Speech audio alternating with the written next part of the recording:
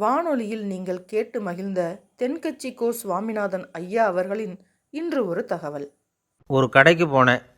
5 ரூபா பணத்தை எடுத்து கொடுத்தேன். ஒரு தினசரி பத்திரிகையை கேட்டேன். அவர் உடனே அங்கே அடுக்கி வச்சுருந்த பத்திரிகையில் ஒன்று எடுத்து என் கையில் கொடுத்தார். வாங்கிக்கிட்டேன்.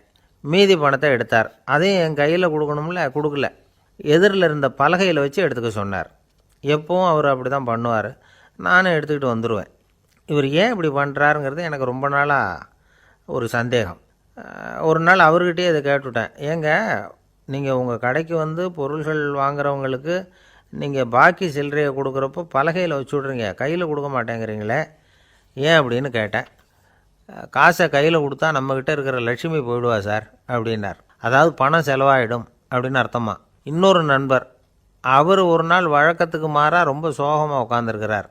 ஏங்க என்னாச்சு, ஏன் இப்படி கப்பலே கவிழ்ந்தது மாதிரி உட்காந்துருக்குறீங்க அப்படின்னு கேட்டேன். கப்பலே கவிழ்ந்திருந்தா கூட நான் இப்படி கவலைப்பட மாட்டேன் சார், வேறு ஒன்று நடந்து போச்சுன்னார். என்னன்னு கேட்டேன். என் உச்சந்தலையில் பல்லி ஒன்று விழுந்துட்டுதுன்னார். அதுக்காகவா இப்படி அப்படின்னு ஆச்சரியப்பட்டேன். ஆமாங்க, பல்லி உச்சந்தலையில் விழுந்தால் பலன் என்னன்னு பஞ்சாங்கத்தில் பார்த்தேன், மரணம்னு போட்டிருக்கு அப்படின்னு சொல்லிவிட்டு அவர் தொடர்ந்து கவலைப்பட ஆரம்பிச்சிட்டார். இப்படியும் ஒருத்தர், என் கூட வேலை பார்க்குற ஒருத்தர் எப்படி தெரியுமா, தினமும் வலது காலை வச்சு தான் ஆஃபீஸுக்கு உள்ளே நுழைவார். என்றைக்காவது தவறுதலாக இடது காலை வச்சு உள்ளே வந்துட்டார்னா அன்னைக்கு பூரா மனசு சங்கடப்படுவார். எந்த வேலையும் சரியாக ஓடாது. கேரம் போர்டு ஆடுற ஒருத்தர் எப்போ ஆட உட்காந்தாலும் ஸ்ட்ரைக்கரை கை தவறி கீழே விழுற மாதிரி பண்ணி அதுக்கப்புறம் அதை எடுத்துக்கிட்டு ஆட உட்காருவார். ஏன்னா எப்போவோ ஒரு தடவை நிஜமாகவே அது கை தவறி கீழே விழுந்திருக்குது. அன்னைக்கு பிரமாதமாக ஜெயிச்சுட்டார். உடனே ஒரு முடிவுக்கு வந்துட்டார், கை தவறுனா லாபம் அப்படின்னு. அதுக்கப்புறம் அதையே பழக்கமாக்கிக்கிட்டார். பூனை குறுக்க போனால் சகனம் சரியில்லைன்னு நினைக்கிறவங்க உண்டு. ஆனால் ஒருத்தர் எப்படி தெரியுமா, அவர் வெளியில் கிளம்புற சமயம் பக்கத்து வீட்டு ரேடியோவில் மியாவ் மியாவ் பூனைக்குட்டின்னு பாட்டு சத்தம் கேட்டால் கூட போதும், சகனம் சரியில்லைன்னு பிரயாணத்தை கேன்சல் பண்ணிவிடுவார். இப்போ இவ்வளவும் எதுக்கு சொல்கிறோம்னா, அளவுக்கு மீறின சகுன நம்பிக்கைகள் இருக்குது பாருங்கள், இதோட பயமும் சேர்ந்துக்கிட்டதுன்னு வச்சுக்கோங்க, இது ஒருத்தருடைய மனநிலையை பாதிச்சிடும். இது உளவியல் நிபுணர்கள் சொல்கிற கருத்து. வாழ்க்கையே தடுமாற வச்சிரும். பாதுகாப்பு இல்லாத உணர்வு, ஒரு விதமான டிப்ரெஷன் மனநிலை, இதெல்லாம் தான் இதுக்கு காரணமாக அமையலாம். சில பேர் காய்கறி நறுக்க கத்தியை கையில் எடுத்தால் கூட நேரம் சரியாக இருக்கா அப்படின்னு பார்த்துட்டு தான் வேலையை ஆரம்பிக்கிறது வழக்கம். அறிவு தான் மனசுக்கு வாத்தியாராக இருக்கணும். அப்போ தான் வாழ்க்கை நிம்மதியாக இருக்கும். அறிவு மனசு சொல்கிறபடியெல்லாம் கேட்க ஆரம்பிச்சுட்டுதுன்னா இடைஞ்சல் தான். ஒருத்தருக்கு 7ஆம் நம்பர் தான் ராசியான நம்பரான். 7ஆம் தேதி தான் எந்த காரியத்தையும் ஆரம்பிப்பாராம். 7 எழுத்து வர்றது மாதிரி பேரை மாற்றி வச்சுக்கிட்டார். 7 மணிக்கு தான் தினமும் எழுந்திருப்பார். 7ஆம் நம்பர் வீட்டில் தான் குடியிருக்கார். கல்யாணம் கூட 7ஆம் தேதி தான் பண்ணிக்கிட்டார். அவர் ஒரு நாள் குதிரை பந்தயத்துக்கு போனாராம். குதிரையோட பேரையெல்லாம் பார்த்தார். ஒரு குதிரையோட பேர் 7 எழுத்தில் அமைஞ்சிருந்தது. 7 தானே இவருக்கு அதிர்ஷ்ட நம்பர். அதனால் உடனே அது பேரில் பணத்தை கட்டினார். பந்தயம் நடந்தது. என்ன சார் ஆச்சுன்னு கேட்டாங்க. நான் பணம் கட்டின அந்த என்னோடய குதிரை 7ஆவதாக சேர்ந்தது சார் அப்படின்னாராம் சோகமாக. ஒரு காலத்தில் பிரஷ்யா அப்படின்னு ஒரு தேசம் இருந்தது. இப்போ ஜெர்மனி இருக்குல்ல, இதோட பெரும்பகுதி ஒரு காலத்தில் பிரஷ்யாங்கிற பேரில் இருந்தது. அப்போ அதுக்கு அரசராக இருந்தவர் மகா ஃப்ரெடரிக், அதாவது ஃப்ரெடரிக் தி கிரேட் அப்படின்னு சொல்லுவாங்க. அந்த ராஜாவுக்கு ஒரு சந்தேகம், நாம் பல வகையான வரிகளை விதித்து வசூல் பண்ணுறோம், அப்படி பண்ணியும் வருமானம் குறைஞ்சிக்கிட்டே போகுதே, இதுக்கு என்ன காரணமாக இருக்கும்? இதுதான் அவருக்கு ஏற்பட்ட சந்தேகம். ஒரு சமயம் அந்த அரசர் தம்முடைய அமைச்சர்களையும் பிரபுக்களையும் தளபதிகளையும் கூப்பிட்டு ஒரு விருந்து வச்சார். விருந்து முடிஞ்சதும் அவங்கள பார்த்து இந்த சந்தேகத்தை கேட்டார். வரிகள் அதிகமாக விதித்து வருமானம் குறையறதுக்கு என்ன காரணம் அப்படின்னு கேட்டார். பல பேருக்கு இதுக்கு சரியாக பதில் சொல்ல தெரியல. அனுபவசாலியான ஒரு தளபதி எழுந்திருச்சார். அரசே, அது எப்படிங்கிறத இப்போ உங்களுக்கு காட்டுறேன்னார். உடனே ஒரு பெரிய பனிக்கட்டி ஒன்றை தன்னுடைய கையில் எடுத்தார். அதை அப்படியும் எப்படியும் திருப்பி பார்த்தார். அப்புறம் அடுத்தவர்கிட்ட கொடுத்தார். அவரும் அதை அப்படியும் இப்படியும் திருப்பி பார்த்துட்டு அடுத்தபடியாக இருந்தவர்கிட்ட கொடுத்தார். இப்படியே இதை ஒவ்வொருத்தராக பார்த்துட்டு ஒவ்வொரு கையாக மாறி கடைசியில் மன்னர் கைக்கு போய் சேர்ந்தது. மன்னர் கைக்கு அந்த பனிக்கட்டி போய் சேர்ந்தப்போ அது கொஞ்சம் கொஞ்சமாக உருகி ஒரு பட்டாணி கடலை சைஸுக்கு ஆகிட்டுது. மன்னர் யோசனை பண்ணார், வரி அதிகமாக போட்டாலும் சேர்றது குறைவாக இருக்கிறதுக்கு என்ன காரணம் அப்படிங்கிறது அவருக்கு புரிஞ்சு போச்சு. காலம்தான் மாறிக்கிட்டு இருக்கே தவிர இந்த கையூட்டு வாங்குகிற பழக்கம் மாறினதாக தெரியல. இன்னொரு ராஜா இருந்தார். அவர் தன்னுடைய ராஜாங்கத்தில் லஞ்ச ஊழலே சுத்தமாக இருக்கக்கூடாது அப்படின்னு நினச்சார். அவர்கிட்ட பல்வேறு துறைகளுக்கும் பொறுப்பாக இருந்த பல பேரும் ரொம்ப சுத்தமாகவும் நேர்மையாகவும் இருந்தாங்க. ஒரே ஒருத்தர் மட்டும் எல்லார்கிட்டையும் லஞ்சம் வாங்கிட்டே இருந்தார். அவரை வேறு வேறு துறைகளுக்கு மாற்றி பார்த்தாரு. அந்த ராஜா என்னென்னமோ பண்ணி பார்க்குறாரு. எந்த வேலையை கொடுத்தாலும் அதுலேயும் லஞ்சம் வாங்குறதுக்கு ஒரு வழியை உண்டு பண்ணிக்குவார் அந்த ஆள். ராஜாவுக்கு இது ஒரு பெரிய தலைவலியாக போட்டுது. இவர் என்ன பண்ணுறது, இவருக்கு என்ன வேலையை கொடுக்கறது, கொஞ்சம் கூட லஞ்சம் வாங்கிறதுக்கு சான்ஸே இல்லாத ஒரு வேலையை கொடுக்கணும் அப்படின்னு திட்டம் போட்டார். ஒரு நாள் அவருக்கு அந்த உத்தரவும் போட்டுட்டார். அதாவது அவருக்கு என்ன வேலைன்னா, கடற்கரையில் தான் அவருக்கு ஆஃபீஸ். அங்கேயே இருந்துக்க வேண்டியது. தினமும் எத்தனை கடல் அலை கரையில் வந்து மோதுது அப்படிங்கிறத கணக்கெடுத்து ராஜாவுக்கு தெரிவிக்க வேண்டியது. இதுதான் அவருக்கு வேலை. பேசாமல் அலையை எண்ணிட்டு உட்காந்துருக்கட்டும், அப்போவாவது அவர் லஞ்சம் வாங்குகிற சந்தர்ப்பம் இல்லாமல் போயிடும் அவருக்கு அப்படின்னு நினச்சார் ராஜா. இந்த ஆள் கடற்கரைக்கு போய் டியூட்டியில் ஜாயின் பண்ணிக்கிட்டார். ஒரே மாதத்தில் அங்கே சொந்தமாக ஒரு பிரம்மாண்டமான மாளிகை கட்டிவிட்டார். ராஜாவுக்கு இது பெரிய ஆச்சரியமாக போச்சு. அலையை என்ற வேலையில் அந்த ஆள் எப்படி பணம் சம்பாதிச்சார் அப்படின்னு விசாரித்து பார்த்தார் அக்கம் பக்கத்தில். அந்த ஆள் என்ன பண்ணியிருக்கிறாருன்னா, கடற்கரையில் போய் பொறுப்பை ஏற்றுக்கிட்ட உடனே அங்கே இருந்த மீனவர்கள்கிட்ட எல்லாம் இந்த கரையில் வந்து ஒரு நாளில் வந்து மோதுகிற அலைகள் எத்தனை அப்படின்னு கேட்டிருக்காரு. அது எப்படிங்க தெரியும்னு இருக்காங்க அவங்க. தினமும் அந்த எண்ணிக்கை தெரியணும். நம்ம ராஜாவுக்கு தினமும் அறிக்கை அனுப்பணும், டெய்லி ரிப்போர்ட்டு. தவறுனா நீங்கள் இந்த கடலில் போய் மீன் பிடிக்கிறதுக்கு ராஜாவோட அனுமதி கிடைக்காது அப்படின்ட்டுருக்காரு. உடனே மீனவர்களும் பயந்து போட்டாங்க. கடலுக்கு போகிறதுக்கு அனுமதி இல்லைன்னா பட்டினி கிடக்கிறது மாதிரி ஆகிடுமே. மெதுவாக அந்த ஆளுகிட்ட போனாங்க, காதோட காதாக சொன்னாங்க, ஐயா, எங்களால் வந்து கடல் அலையை வந்து எண்ண முடியாது. தினமும் எங்களால் முடிஞ்சதை உங்களுக்கு பணமாக கொடுத்துட்றோம். நீங்கள் தான் ராஜா கிட்ட சிபாரிசு பண்ணி நாங்கள் தொடர்ந்து மீன் பிடிக்கிறதுக்கு அனுமதி வாங்கி கொடுக்கணும் அப்படின்னு வேண்டிக்கிட்டாங்க. பணம் தினமும் வந்து சேர ஆரம்பிச்சுட்டுது. பதவியில் மற்ற பதவியோட இந்த பதவி எவ்வளவோ மேல் அப்படின்னு நினச்சிட்டான் அந்த ஆள். அது மட்டும் இல்லை, தயவு பண்ணி என்னை இந்த இடத்த விட்டு மாற்றி விடாதீங்க சார் அப்படின்னு வேற கேட்க ஆரம்பிச்சிட்டானா. ஒரு ஊரில் ஒரு இளைஞன் இருந்தான். ஒரு நாள் அவன் ஒரு குருவை தேடிக்கிட்டு புறப்பட்டான். ஊரை விட்டு வெளியில் போனான். போகிற வழியில் ஒரு காடு. அந்த காட்டில் ஒரு மரத்தடியில் ஒரு பெரியவர் உட்காந்துருக்கிறார். அமைதியாக மௌனமாக அவர் அமர்ந்திருக்கிறார்.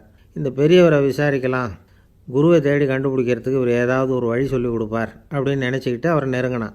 ஐயா, எனக்கு ஒரு குரு தேவை, எங்கே கிடைப்பார், அவரை எப்படி அடையாளம் கண்டுபிடிக்கிறது, அதை பற்றி ஏதாவது விவரம் சொன்னீங்கன்னா நான் கண்டுபிடிச்சிக்குவேன் அப்படின்ட்டுருக்கான். பெரியவர் நிமிர்ந்து பார்த்தார். தம்பி, அது ரொம்ப சுலபம். அவர் வயசானவராக இருப்பார், என்னை விட சுமார் 30 வயசு அதிகமாக இருக்கும்.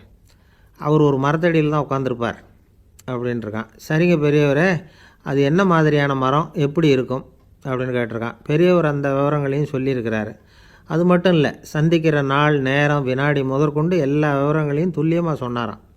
இவ்வளவு விவரங்களை இவரால் எப்படி சொல்ல முடியுது அப்படின்னு இவனுக்கு ஆச்சரியம். இருந்தாலும் அந்த பெரியவர் கடைசியாக ஒரு விவரம் சொன்னார். அது என்ன தெரியுமா, எப்படியும் நீ அவரை சந்திக்கிறதுக்கு ஒரு 30 வருஷம் ஆகும் அப்படின்னு சொல்லிவிட்டாராம். ரொம்ப நன்றிங்க பெரியவரே அப்படின்னு சொல்லிவிட்டு அந்த இளைஞன் புறப்பட்டுருக்கான். இப்போ அவனுக்கு குரு பற்றின விவரம் எல்லாம் கிடச்சிட்டுது, சந்திக்கிற நேரமும் தெரிஞ்சுட்டுது. ஆனால் 30 வருஷம் அவரை தேடி அலைய வேண்டியிருக்குமே. அவன் தேட ஆரம்பித்தான். காடு மலை எல்லாம் சுற்றி அலைஞ்சான். பல வருஷங்கள் தேடினான், அழுத்து போயிட்டான். கடைசியில் அவனுக்கும் வயசாகிட்டுது. கடைசியில் தன்னுடைய சொந்த ஊருக்கே திரும்பி போய்கிட்டு இருந்தான். அங்கே ஒரு மரத்தடியில் அவன் தேடிக்கிட்டு இருந்த குருநாதர் கிடைச்சார். யார் அவருன்னா, 30 வருஷத்துக்கு முன்னாடி வழி சொல்லி கொடுத்தாரில்ல அதே பெரியவர். அவருக்கு இப்போ 30 வயசு அதிகமாக இருந்தது. அதே மரம், அன்னைக்கு பெரியவர் சொன்ன அடையாளம் இப்போ பொருத்தமாக இருந்தது. இப்போ அந்த பெரியவர் சொன்னார், சரியாக வந்து சேர்ந்துட்டேன், வா, உனக்காக தான் நான் இவ்வளவு காலமும் காத்துக்கிட்டு இருந்தேன் அப்படின்னாராம். என்ன சொல்கிறீங்கன்றிருக்கான். 30 வருஷத்துக்கு முன்னாடி என்கிட்ட வந்தியே, அப்போவே என் காலம் வந்து முடிஞ்சு போயிருந்தது.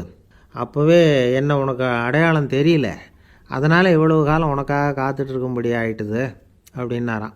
ஐயா, அப்போவே நீங்கள் சொல்லியிருக்கலாமே, இதுதான் 30 வருஷம் கழித்து நீ சந்திக்க போகிற இடம், நான் தான் உன்னுடைய குரு அப்படின்னு சொல்லியிருக்கலாமே அப்படின்ட்டுருக்கான்.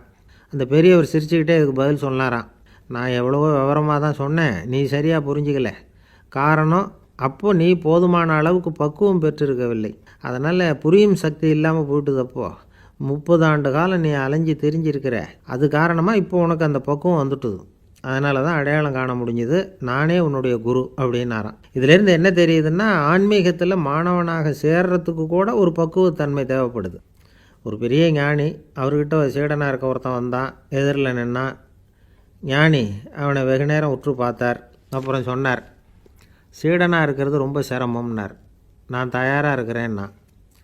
அது இன்னமும் சிரமமாச்சே, இங்கே குருவாக இருக்கிறது மட்டுமே சுலபம் அப்படின்னாராம். அப்படின்னா நான் குருவாகவே ஆயிடுறேன் அப்படின்னானா.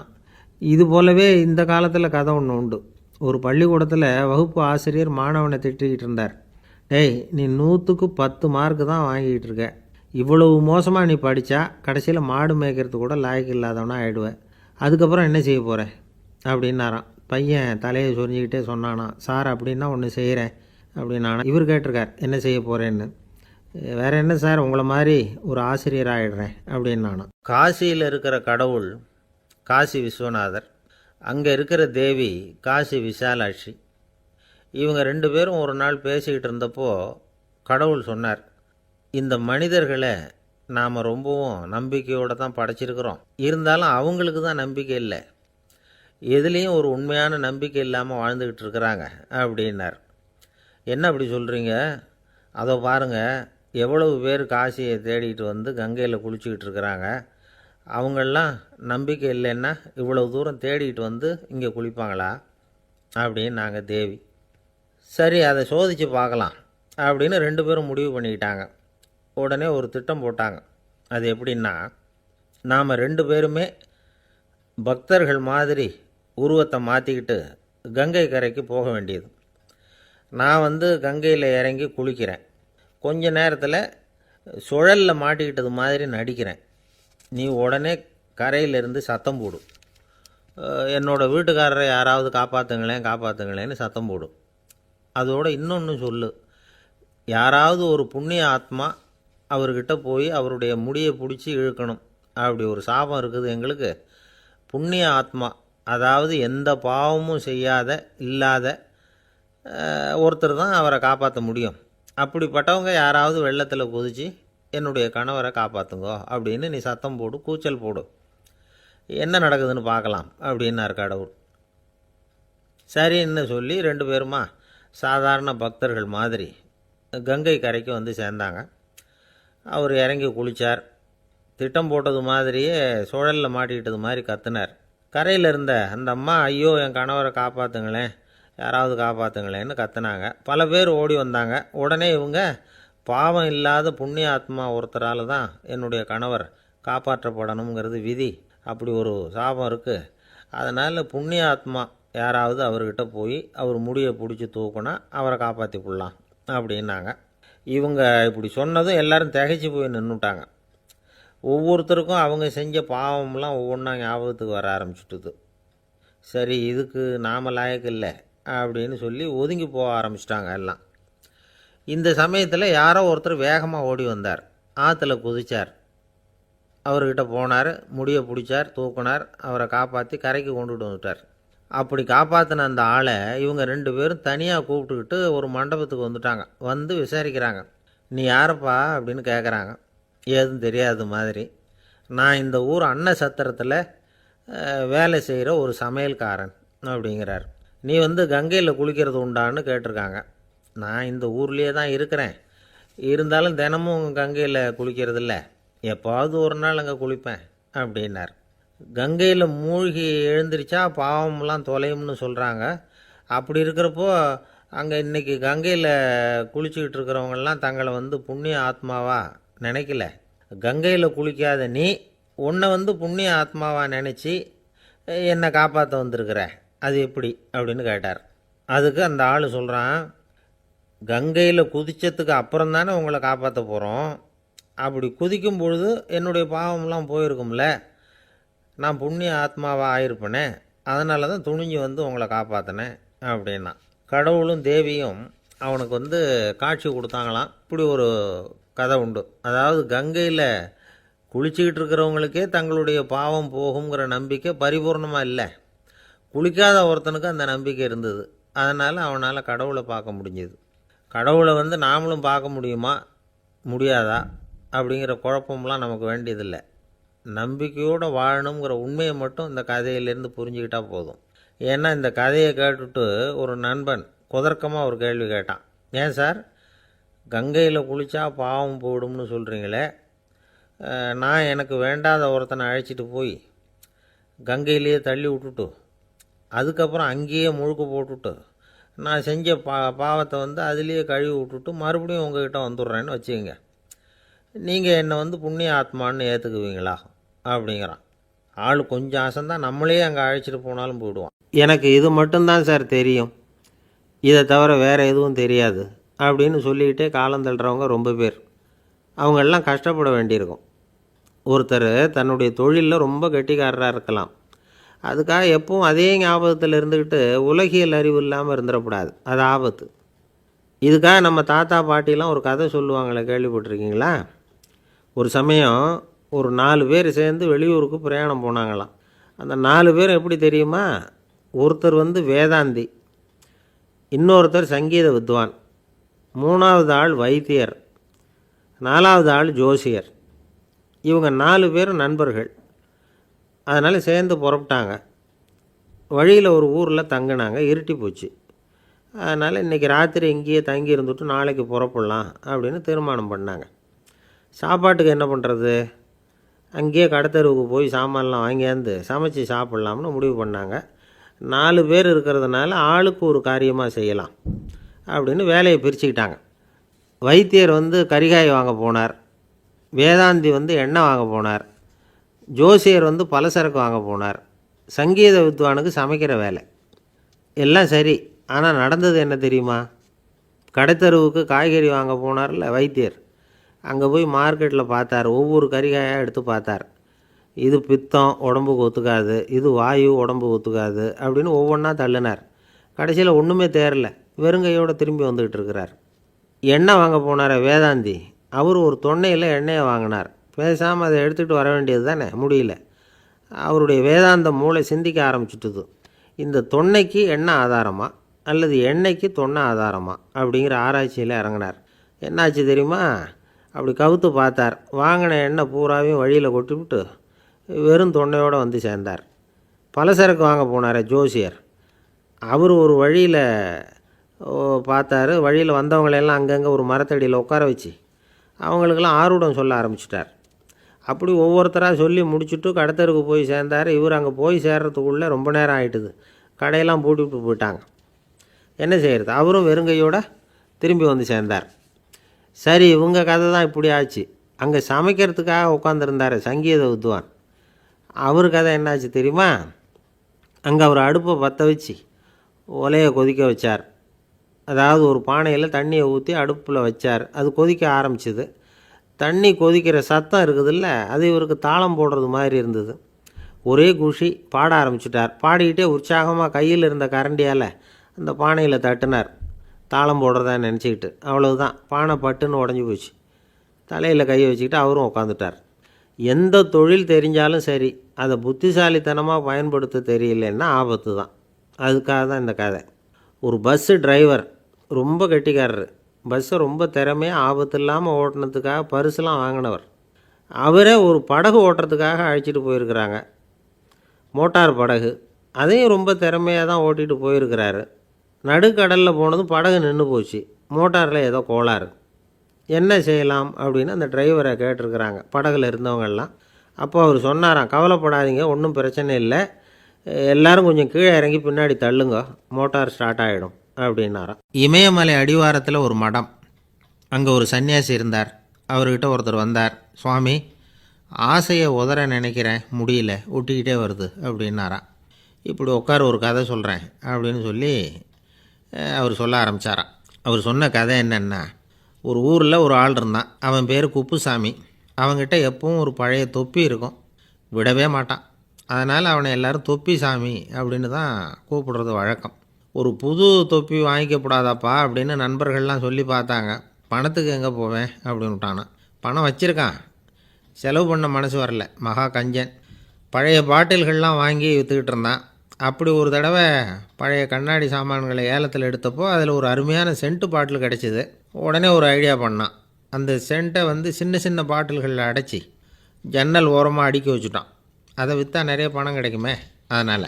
இதுக்கு இடையில் ஒரு நாள் அவன் வந்து அப்படியே உட்காந்துருந்தான். அந்த நேரம் நண்பன் வந்தான். ஏண்டா, உன் பழைய தொப்பியை மாற்றப்படாதா, ஊரில் எல்லோரும் கேலி பேசுகிறாங்களே உன்னை தொப்பி சாமின்னு அப்படின்னு சொல்லி கேட்டிருக்கான்.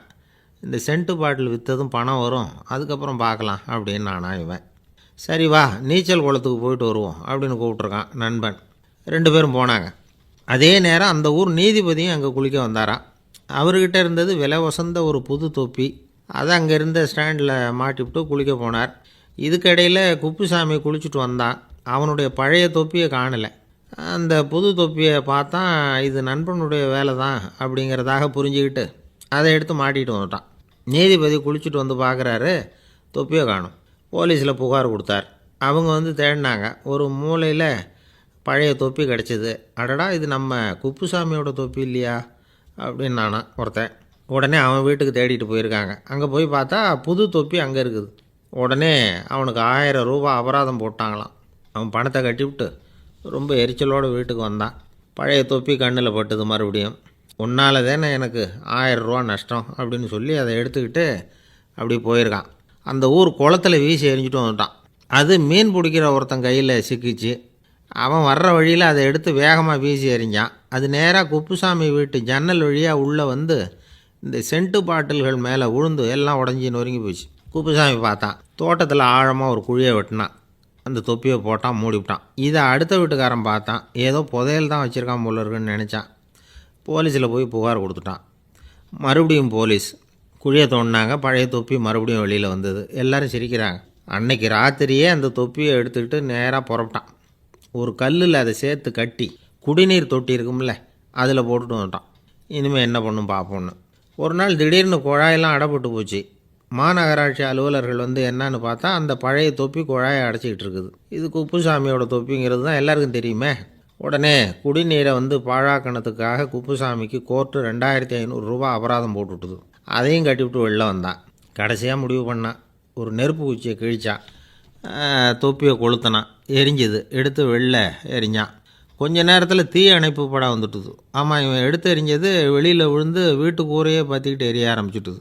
அவனோட பணத்தாசையும் அதோடு சேர்ந்து எரிஞ்சு போச்சான். இப்படி ஒரு கதை. இந்த கதையை சொல்லி முடித்தார் அந்த இமயமலை அடிவாரத்தில் இருந்த சன்னியாசி. இப்போ அந்த குப்புசாமி எங்கே இருக்கிறான்னு கேட்டார் எதிரில் இருந்தவர். இதோ உன் எதிரிலே இருக்கிறான், நான் தான் அந்த குப்புசாமி அப்படின்னாரான் அந்த சன்னியாசி. அந்த குப்புசாமிகிட்ட இருந்தது மாதிரி ஒரு பழைய தொப்பி நம்ம ஒவ்வொருத்தர்கிட்டையும் உண்டு. அதை எப்படி தொலைக்கிறதுன்னு தெரியாமல் தடுமாறிக்கிட்டு இருக்கிறோம். அது என்ன தொப்பிங்கிறீங்களா? அதுதான் நம்மை சூழ்ந்திருக்கிற மாயை அப்படிங்கிறார் சுவாமி சின்மயானந்தர். மெய்ஞானம் கிடைக்கிறப்போ மாயை வந்து எரிஞ்சு போகும் அப்படிங்கிறது அவருடைய கருத்து. நம்மால் ஒருத்தர் வேகமாக ஓடி வந்தார். காலில் மாட்டியிருந்த பழைய செருப்பு 2ஐயும் ஆவேசமாக தூக்கி ஒரு கிணத்துல போட்டுட்டு வெறுங்காலோடு நடந்து வந்துக்கிட்டு இருக்கிறார். ஏன் அப்படி பண்ணீங்க அப்படின்னு கேட்டோம். அந்த செருப்புக்கு சொந்தக்காரன் வந்து பின்னாடி வந்துக்கிட்டு இருக்கிறான், அதனால் அப்படி பண்ணேன் அப்படிங்கிறார் இவர். ஒரு விவசாயி விதைக்கிறதுக்காக வயல்வெளி பக்கம் போகிறார். விதைகளை அள்ளி வீசினார். அப்போ என்ன ஆச்சுன்னா, சில விதைகள் வந்து பாதை ஓரத்தில் விழுந்தது. சில விதைகள் முள் செடிகள் மண்டி இருந்த புதருக்கு இடையில் விழுந்தது. சில விதைகள் நல்ல நிலத்தில் விழுந்தது. பாதை ஓரத்தில் விழுந்த விதை என்ன ஆச்சுன்னா, அதெல்லாம் பறவைகள் கண்ணில் போட்டுவிட்டுது. உடனே வந்து உட்காந்து கொத்தி தின்னுட்டு போட்டுது. அதிகமாக மண் இல்லாத பாறை பகுதியில் விழுந்த விதையெல்லாம் லேசாக வேர் விட்டு முளைக்க ஆரம்பிச்சிது. அதுக்கப்புறம் வேர் கீழேயும் ஆழமாக போக முடியல, மேலேயும் சூரிய வெப்பம் அதிகம் தாங்க முடியல, எல்லாம் காஞ்சி கருகி போட்டுது. புதர் பகுதியில் சில விதைகள் விழுந்தது இல்லையா, முள் செடிகள் காடாக மண்டி போயிருந்தது. அதனால் முளைச்சி வர்ற செடிக்கு நெருக்கடி அதிகமாக போட்டுது. சரியாக வளர முடியல, விளைச்சலும் சரியாக இல்லை. நல்ல நிலத்தில் விழுந்த விதைகள் மட்டும் நல்லா முளைச்சிது, நல்லா வளர்ந்தது, விளைச்சலும் பிரமாதமாக இருந்தது. இந்த கதையை சொல்லிவிட்டு கேட்க செவியுள்ளோர் கேட்கட்டும் அப்படிங்கிறார் இயேசு பெருமான். ஆமாம், இயேசு கடலில் நின்ற படகு ஒன்றில் உட்காந்துருக்கிறார். கடற்கரையில் ஏராளமான மக்கள் உட்காந்துருக்கிறாங்க. அந்த சமயத்தில் தான் இயேசு வந்து ஓமைகள் மூலமாக மக்களுக்கு பல உண்மைகளை சொல்லிகிட்டு இருக்கிறார். மக்கள் அந்த கதையை கேட்டுட்டு ஒன்றும் புரியாமல் முழிக்கிறாங்க. அதை கவனித்த இயேசு அந்த ஓமையை விளக்க ஆரம்பித்தார். இதில் அந்த விதைக்கிறவர் தான் இறைவன். அவருடைய வார்த்தைகளை விதைக்கிறார். அந்த வார்த்தைகளை கேட்கிற மக்கள் அந்த விழுந்த விதைகள் மாதிரி 4 வகையானவர்கள். சில பேர் பாதை ஓரத்தில் விழுந்த விதைகள் மாதிரி இறைவன் வார்த்தைகளை அவங்க கேட்குறாங்க, ஆனால் தீய எண்ணங்கள் செய்கைகள் மூலமாக விதைக்கப்பட்ட வார்த்தைகள் அழிஞ்சு போடுது. இறைவன் வார்த்தைகளை கேட்ட உடனே மகிழ்ந்து போய் உடனே சில பேர் அதை ஏற்றுக்கிறாங்க. இவங்கெல்லாம் அந்த பாறை பகுதியில் விழுந்த விதைகள் மாதிரி. அதனால் இவங்கெல்லாம் வேறு இல்லாதவங்க. கொஞ்ச காலத்துக்கு இறை வார்த்தைகளுக்கு கீழ்ப்படிந்து நடப்பாங்க. அதனால் ஏதாவது இடைஞ்சல் ஏற்பட்டால் உடனே தடுமாறுவாங்க. தங்கள்கிட்ட இருக்கிற நல்ல பண்புகளை விட்டுட்டு பாவ வழிகளுக்கு போயிடுவாங்க. முள் செடிகளுக்கு இடையில் விழுந்த விதைகள் மாதிரி உள்ளவங்க யாருன்னா, இவங்களுக்கு உலக கவலை உண்டு, செல்வத்தின் மீது மயக்கம் உடையவர்கள். உலக ஆசைகள் இவங்களுக்குள்ளே பூந்துடுறதுனால அங்கே இருக்கிற நல்ல பண்புகள் மறைஞ்சு போயிடுது. அதனால் அவங்களும் உபயோகம் இல்லாதவங்களாக ஆயிடுறாங்க. நல்ல மனிதர்கள் நல்ல நிலத்தில் விழுந்த விதைகளுக்கு ஒப்பானவர்கள். இவங்க இறை வார்த்தையை கேட்குறாங்க, அதை ஏற்றுக்கிறாங்க, அவங்களும் நல்லபடியாக வாழுறாங்க, அடுத்தவங்களுக்கும் உபயோகமாக இருப்பாங்க. இதுதான் இயேசு சொன்ன விளக்கம். நல்ல வார்த்தைகளை கேளுங்கள், நல்ல வார்த்தைகளை ஏற்றுக்கொள்ளுங்கள், அடுத்தவங்களுக்கு உபயோகமாக இருங்க. இதுதான் பெரியவங்கள்லாம் நமக்கு சொல்லுகிற உபதேசம். ஒரு அப்பா தன்னுடைய மகனுக்கு உபதேசம் பண்ணார். இதை பாருப்பா, நல்ல வார்த்தைகளை கேட்கணும், எப்போதுமே மகன் அப்பா பேச்சை கேட்குறது நல்லது அப்படின்னாராம். நீ ஏதாவது ஒரு தப்பு பண்ணால் என் தலையில் ஒரு முடி நரைச்சி வெள்ளையாக போடும்பா, நீ செய்கிற ஒவ்வொரு தப்புக்கும் என் தலையில் ஒவ்வொரு முடி வெள்ளையாயிடும் அப்படின்னாராம். பையன் யோசித்தான், அப்பா இப்போ தான் எனக்கு புரியுது, தாத்தாவோட தலைமுடி பூராவும் வெள்ளையாக இருக்கிறதுக்கு என்ன காரணங்கிறது எனக்கு இப்போ தான் புரியுது அப்படின்னானா. ஜவஹர்லால் நேரு பிரதமராக இருந்த சமயம் அவர் ஒரு தடவை சென்னைக்கு வந்திருக்கிறார். இங்கே சில முக்கிய நிகழ்ச்சிகளில் கலந்துக்கிறதுக்காக வந்திருந்தார். ஆளுநர் மாளிகையில் ஒரு நாள் ராத்திரி தங்கி மறுநாள் புதுடெல்லி புறப்படுறதாக ஏற்பாடு. நிகழ்ச்சியிலெல்லாம் முடிச்சுக்கிட்டு ஆளுநர் மாளிகையில் தங்கியிருக்கிறார். அன்றைக்கு இரவு படிக்கிறதுக்கு ஒரு முக்கியமான புத்தகம் அவருக்கு தேவைப்பட்டது. அந்த சமயத்தில் உலக அளவில் ஒரு முக்கியமான பொருளாதாரம் சம்பந்தமான ஒரு புத்தகம் வெளியாகி இருக்கிற விஷயம் அவருக்கு தெரியும். அந்த புத்தகம் மெட்ராஸுக்கு வந்திருக்குமா, அது இங்கே கிடைக்குமா அப்படின்னு விசாரிச்சிருக்கிறார் நேருஜி. அவர் இப்படி கேட்ட உடனே அங்கே இருந்தவங்கெல்லாம் ரொம்ப பரபரப்பாக செயல்பட ஆரம்பிச்சுட்டாங்க. முக்கியமான இடங்கள்ல எல்லாம் விசாரிச்சிருக்கிறாங்க, அந்த புத்தகம் உங்கள்கிட்ட இருக்கான்னு. சென்னையில் உள்ள கன்னிமாரா நூல் நிலையத்துக்கு எப்படியும் அந்த புத்தகம் வந்திருக்கணும் அப்படின்னு ஒரு நம்பிக்கை. அங்கே விசாரித்தாங்க. அந்த புத்தகம் 2 நாளைக்கு முன்னாடி தான் அங்கே வந்திருக்குது அப்படிங்கிற விஷயம் தெரிஞ்சுது. உடனே எல்லோரும் அங்கே ஓடினாங்க. அவங்களுக்கு இன்னொரு சந்தேகம், புத்தகம் வந்திருக்கு சரி, அது இந்த சமயத்தில் வேறு யாரும் படிக்கிறதுக்கு எடுத்துகிட்டு போயிருக்கக்கூடாதே அப்படிங்கிற சந்தேகம் இருந்தாலும் மனசுக்குள்ளே ஒரு தைரியம். இப்படி ஒரு புத்தகம் வெளிவந்திருக்கிற விஷயமே நேருஜி சொல்லி தான் நமக்கே தெரியும்.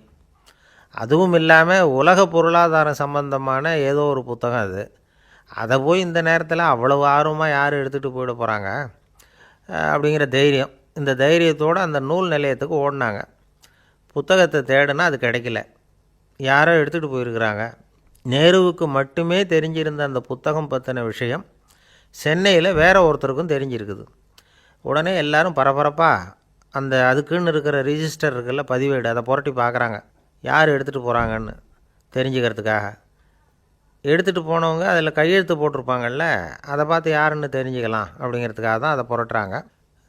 அதோ அந்த புத்தகத்தோட பேர் பக்கத்தில் அதை எடுத்துக்கிட்டு போனவங்க கையெழுத்து உத்து பார்க்குறாங்க எல்லாரும். அதில் போட்டிருக்குது பேர் CN அண்ணாதுரை அப்படின்னு எழுதியிருந்தது. அவர் தான் பேரறிஞர் அண்ணா. நேரு படிக்க விரும்பின ஒரு புத்தகத்தை அதே நேரம் படிக்க விரும்பின இன்னொரு தலைவர் இவர். படிக்கிறதுல அவருக்கு இருந்த ஆர்வத்தை நாம் தெரிஞ்சுக்கணும்னா அதுக்கு எவ்வளவோ சம்பவங்கள் இருக்குது. கடைசி காலத்தில் அவர் அடையாறு மருத்துவமனையில் படுத்திருக்கிறார். அவருக்கு ஒரு முக்கியமான அறுவை சிகிச்சை செய்ய வேண்டியிருக்குது அவசரமாக. அமெரிக்காவிலேருந்து டாக்டர் மில்லர் வந்திருக்கிறார். அவர்கிட்ட கேட்குறார், டாக்டர் நாளைக்கே அறுவை சிகிச்சை செய்ய போகிறீங்களா அப்படின்னு. ஆமாங்கிறார் டாக்டர் மில்லர். நாளைக்கு மறுநாள் செஞ்சுக்கிறேனே அப்படின்னாரான் அண்ணா. ஏன் ஏதாவது நாள் பார்க்குறீங்களான்னு கேட்டிருக்கார். இல்லை, ஒரு புத்தகத்தை படிச்சுக்கிட்டு இருக்கிறேன், அதை நாளைக்குள்ளே முடிச்சிருவேன், அதுக்கப்புறம் நான் இறந்தாலும் கவலை இல்லை அப்படின்னாரான் இவர். அவர் தான் அறிஞர் அண்ணா. சங்ககால நூல்கள்லேருந்து சமீபத்தில் வந்த நூல்கள் வரைக்கும் எல்லாம் அவர் படிச்சிருக்கிறார். ஒரு திருமண விழாவில் அவர் பேசும்பொழுது சொன்ன விஷயம் இது. சங்க காலத்தில் காதலியை மணக்க விரும்புகிறவனுக்கு அவனுடைய தந்தை வீர சோதனைகள்லாம் வைப்பார். போய் புலிப்பல் கொண்டுக்கிட்டு வா, அப்போ தான் என் பொண்ணை கொடுப்பேன் அப்படின்னு சொல்லுவார். காதலன் உடனே காட்டுக்கு போவான், ஒரு புலியை கொன்று அதனுடைய பல்லை கொண்டுக்கிட்டு வருவான். அதை வீர பதக்கத்தில் பதிச்சு அவனுக்கு மாமனார் சூட்டுவார். கல்யாண சமயத்தில். இப்போலாம் காதலன் கிட்ட அப்படி சொல்ல முடியாது. இப்போலாம் காதலன் கிட்ட காட்டுக்கு போய் புலிப்பல் கொண்டுக்கிட்டு வான்னு யாராவது சொன்னால் புலி தான் மாப்பிள்ளையாக வந்து சேரும் அப்படின்னார்.